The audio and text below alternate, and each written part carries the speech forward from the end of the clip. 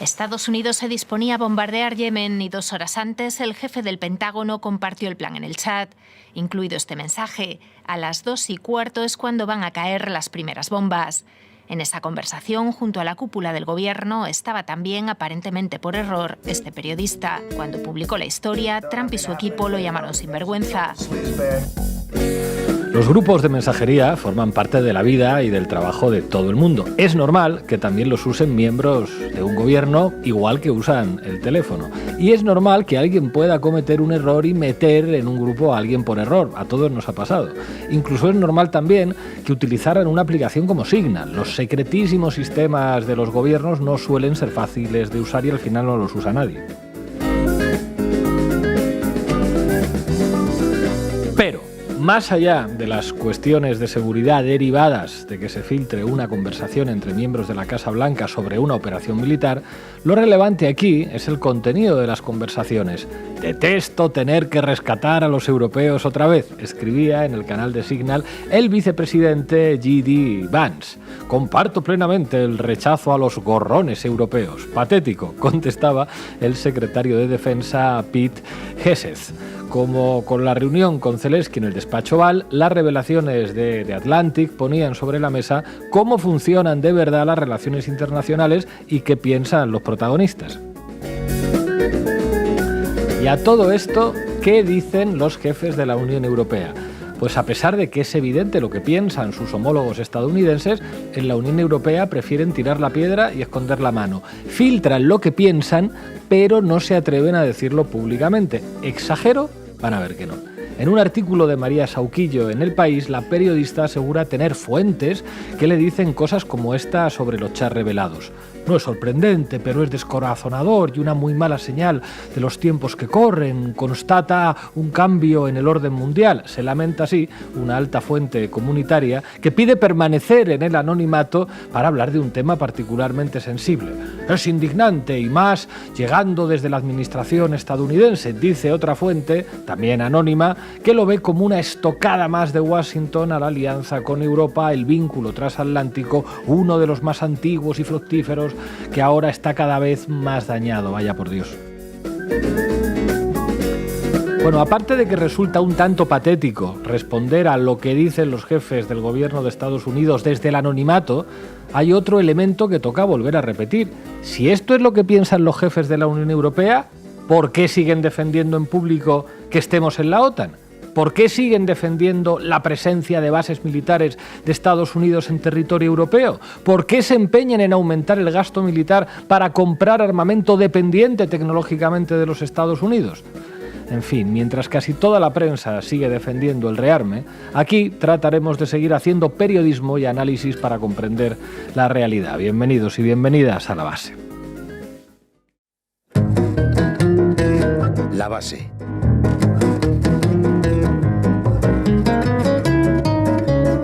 Aquí entre nosotros, que no nos oye nadie, ¿quién no ha cometido alguna vez un error con el WhatsApp, con el Telegram, con el Signal? Mandas un mensaje a quien no es, metes en un grupo a quien no tenías que meter. Pues si nos pasa a todos, al gobierno de los Estados Unidos también, ¿verdad, Ina? ¿Quién no ha mandado mensajes contra el jefe en el chat laboral, no? Efectivamente. Bueno, vamos a repasar esos chats y también a esas fuentes anónimas del país. Le vamos a dar alguna información sobre los bombardeos de las administraciones anteriores de Yemen, porque les sorprenden los de Trump, pero es que el caso es que no han parado en ningún momento.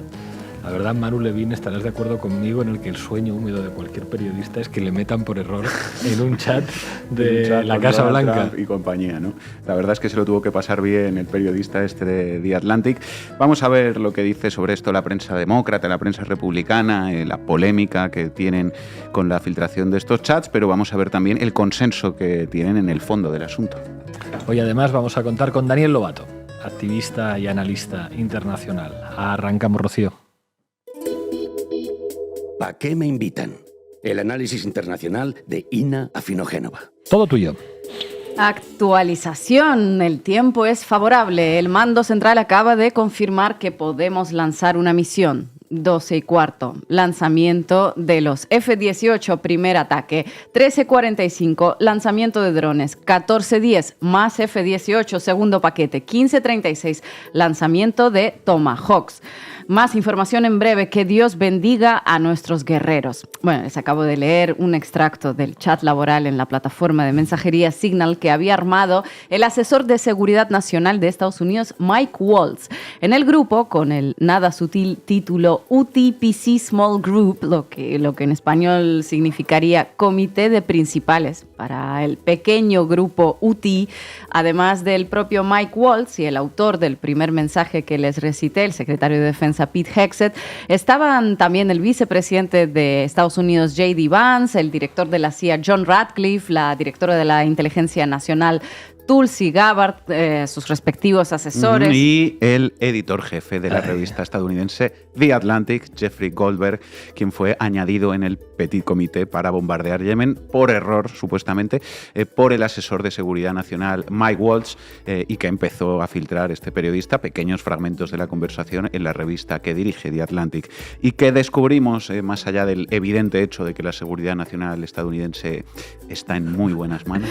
Bueno, descubrimos un chat laboral con sus respectivas dudas, preguntas, reflexiones sobre consecuencias, muestras de orgullo, deseos de suerte, ánimos y emoticonos. Todo bien si no fuera porque la conversación básicamente gira en torno a la aprobación y comisión de posibles crímenes de guerra, un asunto cotidiano. The Atlantic publicó unos cuantos pantallazos de los que sacamos lo siguiente. Estados Unidos decidió bombardear Yemen, posiciones de los hutíes, claro, con sus respectivos daños colaterales, para desbloquear la navegación marítima en el canal de Suez, porque Europa es incapaz de hacerlo, y para presumir de ello también, y para marcar la diferencia con la administración anterior del blandengue de Biden, que echó a perder el poderío militar estadounidense en el Mar Rojo. Pues eso, media hora después del mensaje de Hegseth, con horarios actualizados de bombardeos, Estados Unidos lanzaba sus primeros aviones de guerra con Trump, con su gorrita Make America Great Again, supervisándolo todo. Esos aviones impactaron 2 horas después en un edificio residencial en Sana, destruyeron un hospital oncológico y provocaron decenas de muertes civiles, entre ellos niños, en uno de los países más pobres del mundo. Excelente trabajo, buen comienzo, reaccionaron en el chat los altos funcionarios estadounidenses. Buenos efectos, dice en el chat Tulsi Gabbard, que se opuso a los bombardeos de Yemen por la administración Biden, solo para aprobar sus propios bombardeos de Yemen. En un momento se ponen a celebrar el asesinato de quien denominan el objetivo principal, el jefe de misiles de hutíes. Para matarlo mandaron un avión militar contra un edificio residencial a donde fue ese jefe de misil de los hutíes supuestamente a visitar a su novia. El edificio se derrumbó completamente con el jefe de los misiles, sí, pero llevándose de paso a unos cuantos residentes que estaban en sus casas tranquilamente. Excelente, dice el vicepresidente J.D. Vance, cuando el secretario de Defensa Peter Hegseth confirma que lo habían identificado correctamente. A J.D. Vance, por cierto, en un primer momento este ataque le pareció un error, según consta en su mensaje. Dice que existe un alto riesgo de que la gente no entienda la necesidad del mismo, porque solo un 3% del flujo comercial de Estados Unidos pasa por el canal de Suez, mientras que a Europa le corresponde un 40%. Propone esperar un poquito más, a lo que Hegseth le dice que lo entiende, pero que la cosa no va de los hutíes, que nadie sabe quiénes son, no le importan a nadie. Necesitamos enfocarnos en que Biden fracasó en su estrategia de restaurar la navegación marítima, evidentemente, y en que todo está financiado por Irán. Y aquí es donde se revela la estrategia de la administración Trump en Oriente Próximo. El objetivo, el fin verdadero, es Irán. Los hutíes, que no le importan a nadie, son solamente el medio. ¿A quién le favorece todo este planteamiento? Pues evidentemente a Israel y a Netanyahu. Pero bueno, cuéntanos, Sina, ¿cuáles fueron las reacciones oficiales a la filtración? Bueno, en un primer momento intentaron quitarle importancia, hasta sugirieron que se podía tratar de un fake. A medida que el escándalo fue creciendo, tuvieron que reconocer que sí, que el chat existió y que el editor de The Atlantic terminó allí por error. Mike Waltz se atribuyó la total responsabilidad del asunto en una entrevista concedida a Fox News, diciendo que le daba vergüenza Inicialmente se especuló que la filtración le podría costar el puesto a Waltz, pero Trump lo desmintió diciendo que estaba todo resuelto, que la operación había sido espectacular y que Waltz aprendió la lección, así que todo en orden. Aprovechó, por supuesto, para señalar a los demócratas de llevar a cabo una caza de brujas que les viene como anillo al dedo para desviar la atención de los supuestos éxitos de la administración Trump. Vale la pena mencionar que se trató de un golpe público muy notable para la administración Trump, que los demócratas, evidentemente, no desperdiciaron. Y bueno, lo cierto es que el propio hecho de discutir temas de seguridad nacional en una aplicación de mensajería, pues es ya de por sí algo ilegal por las estrictas regulaciones que hay al respecto en Estados Unidos. Es ilegal hasta discutir asuntos administrativos por este tipo de aplicaciones sin entrar en la gravedad del tema que se discute. Es decir, cometen una ilegalidad solamente tratando el tema, que es a su vez una ilegalidad, disculpen el trabalenguas. No saben cómo hacerlo peor, si es que eso es posible, pero también es cierto que el sector afín a los demócratas habla bastante de la incompetencia de la administración Trump y bastante poco de la ilegalidad de los propios ataques en sí mismos, al hecho de que, dicho sea de paso, pues esté hablando de cometer posibles crímenes de guerra. Eso no les parece tan relevante, visto lo visto. Bueno, pues porque de los crímenes de guerra están bien servidos todos. ¿Quién no bombardeó a los hutíes desde su puesto de poder? Lo hizo Biden, lo hizo Obama también, el Premio Nobel de la Paz, que no se nos olvide. Su entonces secretaria de Estado, Hillary Clinton, presumía a carcajadas en un vídeo de haber asesinado a Muammar Gaddafi con la famosa frase "We came, we saw, he died". Llegamos, vimos y él murió, parafraseando bastante torpemente la frase atribuida a Julio César. Por eso ahora se enfocan en la incompetencia del equipo trumpista y no en el belicismo pornográfico y criminal. El problema no es el ataque, sino que se haya filtrado de esa manera. El problema no es que cada una de esas frases puestas en un chat de una aplicación de mensajería signifique la muerte de personas que estaban cenando o almorzando en sus casas. Podría ser usted si tiene la mala suerte de vivir en determinados lugares, imagínense. Podría ser usted, sí, pero si le bombardearan los demócratas, tranquilo, que lo habrían hecho de otra manera mucho más limpia. Cometen crímenes, sí, pero no dejan tantas huellas. Jacobin Max se hacía ayer una pregunta. ¿Son legales estos ataques? Bueno, la Constitución, para empezar, la Constitución estadounidense es muy clara al respecto de quién puede declarar la guerra. El Congreso. El presidente solo puede ordenar ataques si son en defensa propia, si las tropas de Estados Unidos son atacadas en algún lugar. Sobra aclarar que ni Biden ni Trump acordaron sus bombardeos de Yemen en el Congreso y, bueno, también está claro que ningún soldado estadounidense fue víctima de los misiles o de los drones hutíes. O sea, ambos presidentes de Estados Unidos se comportaron como emperadores para básicamente mandar un mensaje a Irán y darle luz verde a Netanyahu para que continúe con su genocidio en Gaza. En este sentido, algunos periodistas se preguntaron cómo fue posible que en ese chat terminara invitado por error justamente Jeffrey Goldberg, uno de los periodistas más virulentamente sionistas de Estados Unidos, conocido por difundir una notable propaganda de guerra durante la administración Bush. Waltz dijo que ni sabía que tenía su número agendado, pero el reportero de Grey Zone, Max Blumenthal, sugería que el asesor de seguridad, que según él es uno de los activos del lobby pro-israelí en Estados Unidos, podía haber buscado intencionadamente al periodista de Atlantic días antes para filtrarle otro tipo de información, quizá una que allane el camino para mayores ataques contra Irán, algo que Jeffrey Goldberg apoyaría de corazón, cómo no. Este escándalo revela varias cosas que más o menos podríamos haber deducido ya.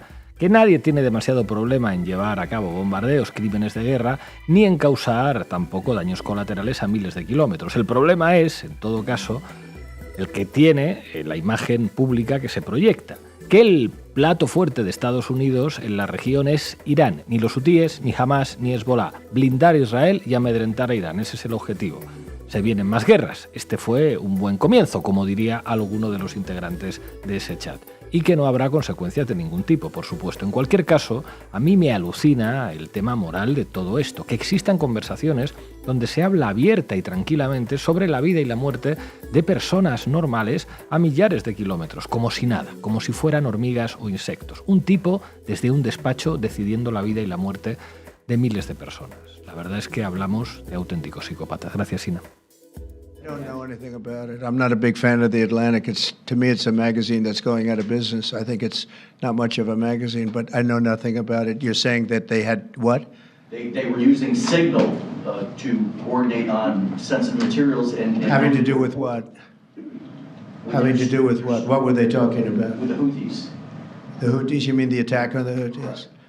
Well, it couldn't have been very effective because the attack was very effective. I can tell you that. I don't know anything about it. You're telling me about it for the first time. Manu Levin. Ese chat del que usted me hablábamos, compañeros. Titulares al banquillo. El análisis mediático de Manu Levin. CNN. El condenatorio chat grupal sobre Yemen refleja una administración indiferente al Estado de Derecho. Es una de las indiscreciones de seguridad nacional más impactantes en años. La revelación de que el equipo de seguridad nacional del presidente Donald Trump discutió los ataques militares en Yemen en un chat de grupo no clasificado sugiere, dice la CNN, una actitud arrogante hacia los secretos de Estados Unidos y la seguridad de las fuerzas estadounidenses en una misión mortal.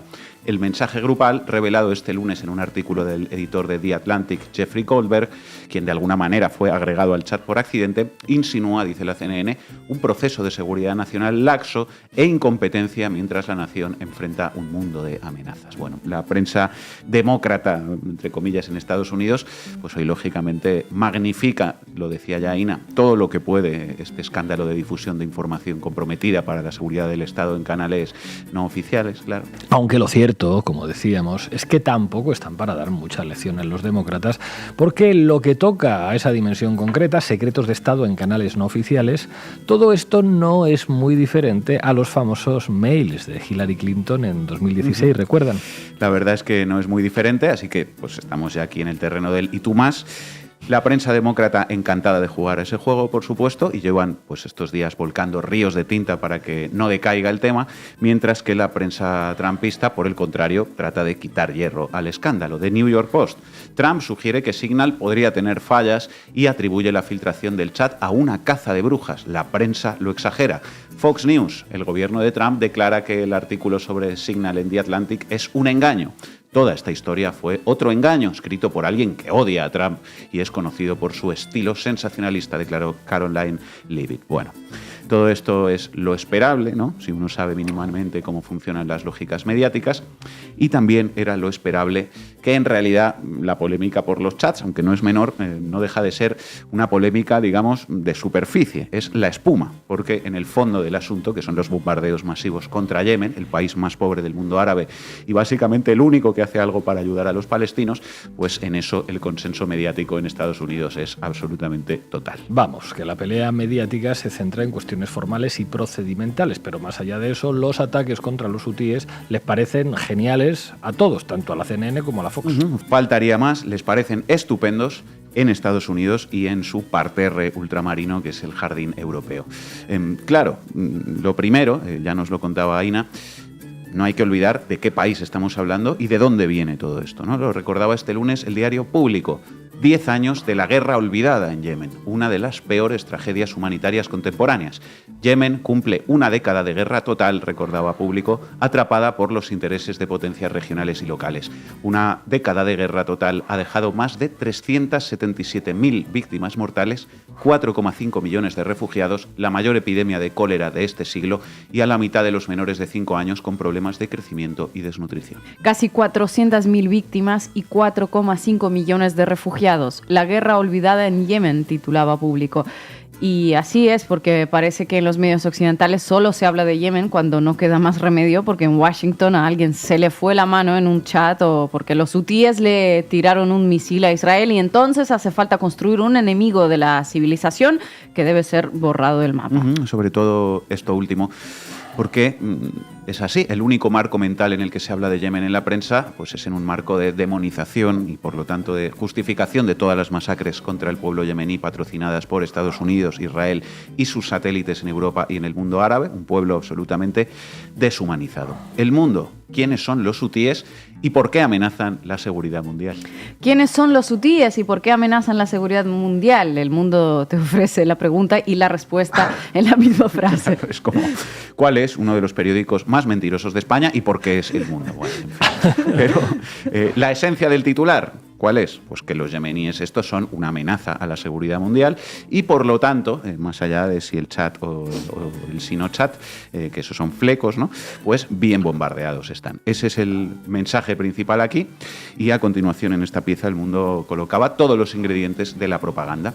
Las alianzas de los hutíes, Irán, ¿no? Lo estábamos comentando, y su supuesto gran poderío militar. La milicia yemení, aliada de Irán, Hamás y Hezbollah, lleva décadas levantada contra el poder central y hace alarde de una retórica antiestadounidense.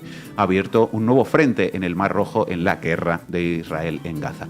Significativo lo de la milicia yemení, porque definir así a los hutíes es un poco engañoso, por decirlo suavemente, porque lo cierto es que los hutíes son ahora mismo básicamente el gobierno de Yemen. Gobiernan desde la capital, Sanaa, y controlan gran parte del territorio del país. Sin embargo, se les enmarca como una milicia, un grupo terrorista, ¿no? Una banda armada, despojándoles, por lo tanto, de todo elemento de legitimidad y de toda entidad política.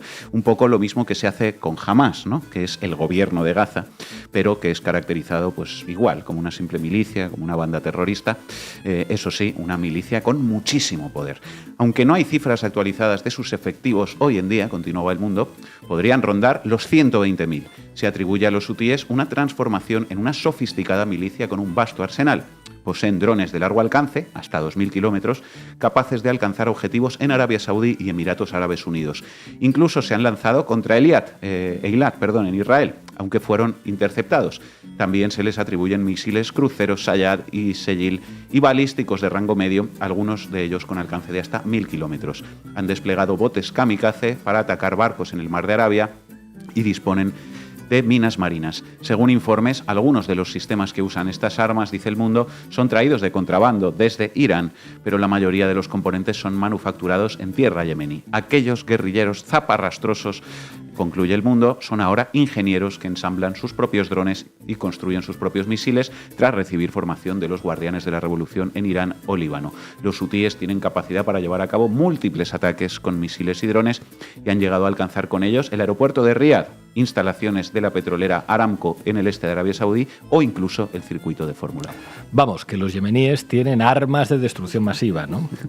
Efectivamente, tienen muchísimas armas de destrucción masiva, te lo cuenta hasta la prensa deportiva. Diario AS, ¿cuál es el poder militar de los hutíes de Yemen y qué países les apoyan contra Estados Unidos y Reino Unido? Comparábamos el tratamiento que se le da a los hutíes con el que se le da a Hamás. Lo cierto es que varios ingredientes de la propaganda se parecen muchísimo, que están armados, que son aliados de Irán y que son islamistas. El mismo relato que se usa para justificar el genocidio de decenas de miles de palestinos en Gaza. Vista una, vistas todas. El Mundo, la gran amenaza de los hutíes de Yemen. Tienen detrás a Irán. El Español, no es Yemen, es Irán. Así pueden los ayatolás iniciar una escalada de terror en el Mar Rojo. El régimen iraní está usando la doble amenaza de los hutíes y Hamás para desestabilizar la región y presionar a Israel. Hombre, el hecho es que en los últimos meses Israel y sus aliados han bombardeado continuamente 5 países: Gaza, el Líbano, Siria, Irak y Yemen, y ha asesinado a decenas de miles de personas. Pero los que pueden iniciar una escalada de terror y desestabilizar la región son los yemeníes. En fin. No molestar a Israel en su genocidio, por favor, que me desestabilizáis la región, porque, claro, resulta que los 193 países del mundo se supone que están obligados por la legalidad internacional a adoptar medidas contra Israel para prevenir el genocidio, pero los únicos que hacen algo claro, algo nítido, digamos, en este sentido, son Sudáfrica, los hutíes de Yemen y Hezbollah en el Líbano. El mundo basado en reglas. Eso sí, el hecho de ser casi los únicos que están actuando contra Israel, por más que la prensa trate de reducir a los hutíes a una simple milicia, una banda armada, pues le está granjeando a esta fuerza política yemení un gran apoyo popular al interior de su país. Y esta es una de las claves que no hay que perder de vista aquí si uno quiere entender las cosas. Lo recordaba hace unos meses El País, enfocándose en la relación con otro actor regional, que es Arabia Saudí, donde ahora mismo, por cierto, Rusia y Estados Unidos negocian el fin de la guerra en Ucrania. ¿Qué consiguen los bombardeos a la milicia hutí?, se preguntaba El País. Y decía: Riad como el resto de las capitales árabes, mide sus palabras porque su población está viendo con simpatía el desafío que les plantean los hutíes a Israel. Son los únicos a quienes ven actuar ante la tragedia que viven los palestinos y que siguen casi al minuto a través de las pantallas de sus móviles, decía El País. Lo mismo El Periódico. Estados Unidos ataca de nuevo Yemen mientras crece el apoyo popular a los hutíes. Los hutíes insisten en que responderán a su debido momento mientras su apoyo interno crece ante la amenaza externa y los analistas ponen en duda que las operaciones estadounidenses vayan a servir para desactivar los riesgos contra la navegación comercial por el estrecho de Bab el-Mandeb. Como muestra de su creciente apoyo interno, decenas de miles de yemeníes tomaron el viernes las calles de varias capitales del país para manifestarse contra los ataques anglo-estadounidenses de la madrugada anterior. Al aliarse con la causa palestina, los hutíes han empezado a ganar una popularidad sin precedentes tanto en Yemen como fuera de sus fronteras, decía El Periódico. Y una más, Cadena SER. El conflicto en el Mar Rojo da alas a los hutíes y pone en riesgo, decía, la paz en el Yemen. Respaldados por el régimen de Irán, los insurgentes son férreos defensores de la causa palestina. Tras casi una década de guerra en el Yemen, los rebeldes hutíes han encontrado en la confrontación con Estados Unidos en el Mar Rojo una fuente de legitimidad y el apoyo incondicional de cientos de miles de yemeníes. Creo que los hutíes no retrocederán, de hecho, irán más allá. En cierto modo esperan y desean esto, una confrontación directa con Estados Unidos u Occidente, afirma el experto, que advierte sobre la posibilidad de que los insurgentes empiecen a atacar infraestructura económica y petrolera occidental, así como bases militares de Estados Unidos y el Reino Unido en Medio Oriente. ¿Qué significa todo esto? Pues significa que donde la propaganda mediática lo reduce todo a significantes vinculados al terrorismo, lo que hay en realidad son movimientos sociales y políticos con un enorme apoyo popular fraguados por las condiciones que crearon en esos países las propias potencias occidentales y sus aliados. Gracias, Manu. So it's your testimony that less than 2 weeks ago, you were on a Signal chat that had all of this information about F-18s and MQ-9 Reapers and targets on strike, and you in that 2-week period simply forgot that that was there. That's your testimony? My testimony is I did not recall the exact details of what was included there. That was not your testimony. Your testimony was that you were not aware of anything related to weapons packages, targets, and timing. Hoy en La Base nos acompaña Daniel Lobato, activista y analista internacional. Daniel, muchísimas gracias por atender una vez más a La Base y a Canal Red. Muchas gracias a vosotros por la invitación. Daniel, ¿cuál es tu análisis tanto sobre lo que dicen en el chat los responsables de la Casa Blanca sobre las implicaciones que puede tener en Oriente Próximo este ataque de Estados Unidos contra posiciones hutíes? Bueno, yo creo que hay un concepto que utilizáis mucho en Canal Red y que se lo escuché a Raúl Sánchez Cedillo, que es el concepto de régimen de guerra. Y si hay algo que define muy bien ese concepto es, por ejemplo, unir en el mismo día, en la misma jornada, esas recomendaciones alarmistas, alarmantes en los medios de comunicación españoles sobre el kit de supervivencia de 3 días que tenían que tener todos los españoles y a la vez un grupo de Signal donde un grupo de hooligans, básicamente, que algunos de ellos tienen tatuadas frases milenaristas del Papa Urbano lanzando las cruzadas a Palestina, ¿no? Por ejemplo, el secretario de Defensa de Estados Unidos, Dios lo quiere, ¿no? Lo que dijo el Papa Urbano, pues ese grupo de hooligans en ese grupo de chat de Signal, pues digamos lanzando operaciones en las cuales destruyen un edificio de civiles al completo en Sanaa, en la capital de Yemen, simplemente porque creen que un militar yemení se ha entrado dentro y aplauden con emoticonos jaleando, mientras a su vez pues un responsable del, digamos, núcleo duro de los medios de propaganda como es The Atlantic, el medio The Atlantic es, digamos, forma parte del núcleo duro de la propaganda belicista norteamericana y su responsable, el editor jefe, Jeffrey Goldberg, ha sido incluso militar israelí, carcelero de palestinos en Palestina, pues tomando nota de lo que debe divulgar, como es Biden fracasó, Irán es culpable de todo. Yo creo que eso es un poco lo que, leyendo el titular del Español, reflejaba perfectamente, ¿no? No es Yemen, es Irán. Y por tanto, bueno, ese es el régimen de guerra, medios, un grupo de hooligans y alarma en la sociedad, en la población, que, como habéis dicho también, no diferencia mucho con respecto a Biden, simplemente las formas y los modos, ¿no? Biden entregó 6 bombas de Hiroshima a Israel para arrasar Gaza, pero en definitiva es comprobar un poco las entrañas de ese régimen de guerra y sobre todo recordar que Estados Unidos ataca a Yemen porque Yemen bloquea barcos israelíes porque Israel ha reanudado un genocidio y que todo sería mucho más fácil si Estados Unidos hiciera cumplir a Israel el acuerdo alto el fuego que firmó con la resistencia palestina, pero le ha dado carta blanca para incumplirlo y a su vez pues Estados Unidos encargarse de los zarrapastrosos, entre comillas, yemeníes que están, como habéis también apuntado perfectamente, están haciendo velar o haciendo cumplir la legalidad internacional, tomando medidas activas como Sudáfrica, como un actor no estatal que es Hezbollah, pues el gobierno de Yemen está tomando medidas activas. Los 3 únicos sujetos, no lo digo yo, lo habéis dicho vosotros también, pero lo dice sobre todo un experto de Naciones Unidas que dimitió hace unos meses, jurista internacional, Craig Mohiber, que dice son los únicos 3 actores en el planeta que están tomando medidas efectivas contra el genocidio en Palestina. Daniel Lobato, muchísimas gracias por atender a la base. Hasta pronto. A vosotros, un placer. Llegamos al final del programa. Recuerden hacerse socias y socios de Canal Red en apoya.canalred.tv o en el QR que aparece aquí en sus pantallas a mi izquierda. Les vamos a dejar con un tema de Con 3 huevos que se titula No me va el WhatsApp. Hasta mañana.